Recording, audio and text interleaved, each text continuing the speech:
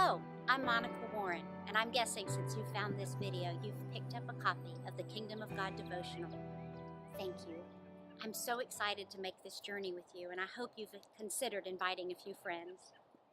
In January 2012, I began an annual process, beginning to discern the new Bible study for the upcoming year, September through May. Pretty quickly, the idea bubbled up to take a chronological journey through the Gospels looking at Jesus. I jotted it down, knowing that if it was a God idea, He would confirm it in the weeks and months to come. Well, within 2 weeks, 3 books found their way onto my front porch from 2 different friends from opposite parts of the country, and all 3 books had similar notes. Been reading this, thought of you, hope you enjoy. Guess what each book's topic was? Jesus. I was sure I had found my topic. I'm a little embarrassed to tell you that I was afraid the topic might be a little elementary. After all, Jesus is the foundation of our faith, and I had been teaching this Bible study for more than a decade, and these women were seasoned in Bible study. But I could not have been more wrong. It didn't take me long to discover that most New Testament Bible studies focused on the epistles or Paul rather than the Gospels and Jesus. But what was more disturbing was that I saw that the Jesus all too often portrayed by Western Christianity did not look like the Jesus portrayed in the Gospels. And with that revelation, God began a landscaping task. Severe pruning, borderline excavation on my theology. Take a look at this beautiful wooded area around me.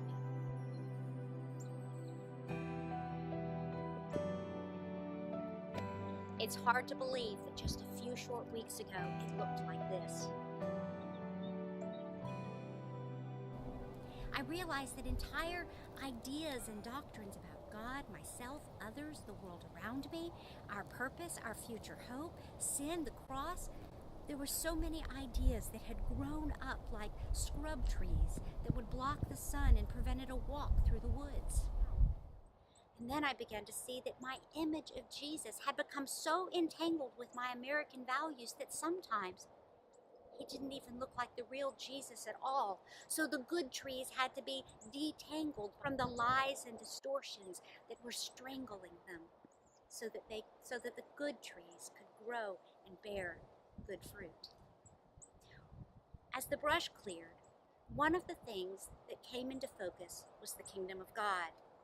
Oh, I had studied the kingdom of God before, just like you might study one of the other themes in the Bible, like the Old Testament kings and prophets, one of Paul's epistles, the miracles of Jesus. What I began to see was that the kingdom of God was not a theme in the Bible, but the theme in the Bible. It begins in Genesis, and it weaves its way all the way to Revelation.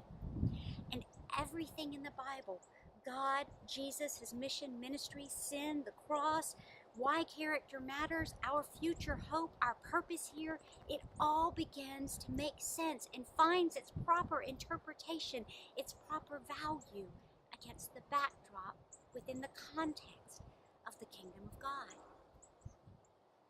The Christian church makes much of the kingdom of God's King, Jesus, as it should. But the kingdom of God was the obsession of Jesus.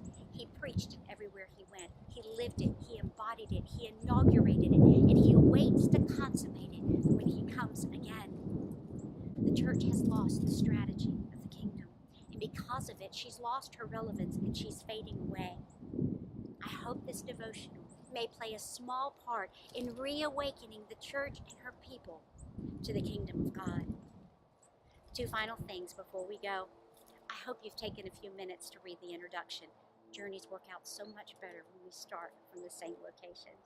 Second, you're going to be asked to begin making notes about what it looks like to live as a citizen of the kingdom of God, and challenged to begin doing it here and now.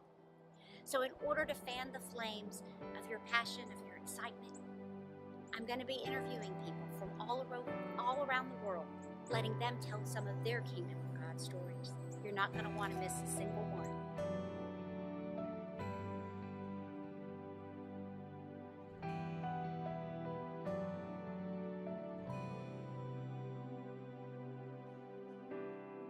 If I call, will you come? When I cry, do you